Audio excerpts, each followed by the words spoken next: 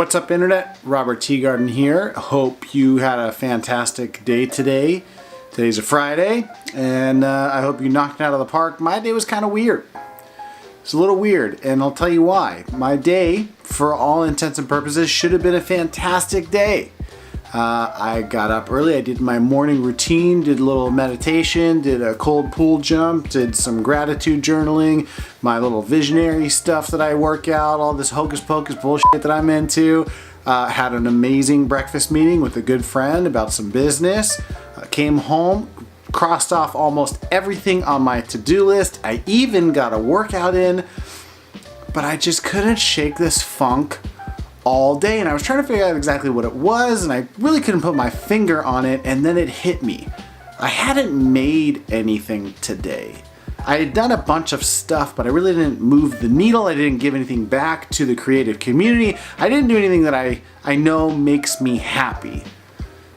So it got me thinking, is this a thing? Like, when you don't create, is there some substantial reason as to why you would feel sad? So I did what every good modern day citizen of the internet would do, and I started to Google, and I went down this wormhole of stuff, and I found some interesting information. What I was looking for was some type of psychological journal or posting or something like that, and while I found some stuff, I had to pay $60-70 for these articles, and I wasn't about to do that, so I kind of scratched the surface, but I think I scratched my own itch, and I found the answer. And the first one came from this website, Art by Cedar, who I think the artist is Cedar Lee, and the title was something loosely, Why Artists Get Depressed When They Don't Work. Sparked my interest, and I started to look, and it came up with a couple cool things. It said that doing art, making art, gives you some sort of identification and a way in which you would relate to the world, and I completely understand this. The things that I have created have literally become my identity, whether that's in the music space or in the movie space, YouTube space. Those are the things that I tend to really identify with, and so I understand that. It gives you a sense of identity. Then this thing made me laugh too. It had two different entries that art gets you high. And it's not the substance high.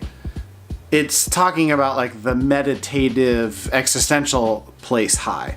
And I think that that's totally accurate. They talk about going deep into this right brain capacity in which you kind of lose a sense of self. And that made me start to think about a book that I had heard about and recently just purchased called The Rise of the Superhuman by Kotler. Now, Stephen references this guy, Mihaly Csikszentmihalyi.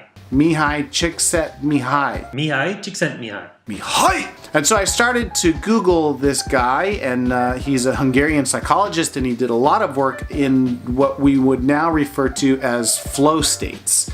I don't think that he named these things flow states, but he did a lot of modern day work into flow states. Now, flow states are things that I've heard about. I could probably do an entirely different video on flow states alone. Not necessarily what I want to define here, but basically what it is have you ever been lost in your work process and you kind of lose track of time and you end up feeling as though you've really just created something incredible, and it was almost as if the art just flowed through you. You were just the vessel that kind of created this art. That is a flow state. And so I had first heard about it from Stephen Kotler in his book, The Rise of Superhuman, and he had referenced this guy, Mihaly Csikszentmihalyi. Perfect. And so I kind of started to do a little research on him, and he was starting to back up the claims that I saw in the Cedar Lee post. Now, he has a TED Talk, and so I watched this TED Talk, and he put this massive smile on my face because he started to talk about a composer. And you get this beautiful visualization of the composer talking about his flow state and how he became in this state of ecstasy when he was composing and in a flow state in composition. And he talked about the fact that this composer was literally just writing these black dots on a page, And no one knew what those black dots meant, but to him, inside of his head, he heard a symphony that had never existed before. Being a musician my entire life, this just gave me chills to think about this. I know what he's talking about, where no one can hear the madness that's going on in your head, but you're in this state of mind where you're creating and you hear all of the different layers and textures and ambience that you're creating, and it's in a magical, magical place. Then he said that this person had referenced in an interview, this composer referenced the fact that he felt like it was an existential state of mind, where he was kind of looking at himself outside of his own body, similar to what I referenced before. And I guess this is sort of a thing. Mihaly goes on to talk about the fact that our human brain can only process 120 bits of information per second. And he puts this into context by stating that him talking, if we paid attention to him talking, we would need 60 bits of our brain per second to pay attention to him. And that's why you can only listen to two people in the conversation at the same time. Anything more becomes kind of white noise. So when we're in these deep flow states, what ends up happening is that all of our brain power goes into creation, in the right brain into creation. We're using all of the processing power that we have, so we kind of lose this sense of self and go outside of our body, lose a sense of time, lose a sense of identity, and we start to do the best work that we can because we're not thinking about all of these different filters that end up happening. Pretty amazing when I started to put this into context. And then he started to talk about how these meaningful contributions back into society, back into the world, and the way in which this translates to true contentment and true happiness. And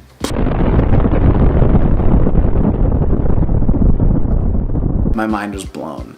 I had my answer, and I started to really kind of solidify what I was searching for all day, which is how, if I had this wonderful day on paper, was I still feeling down, and I don't want to say depressed, but definitely not happy.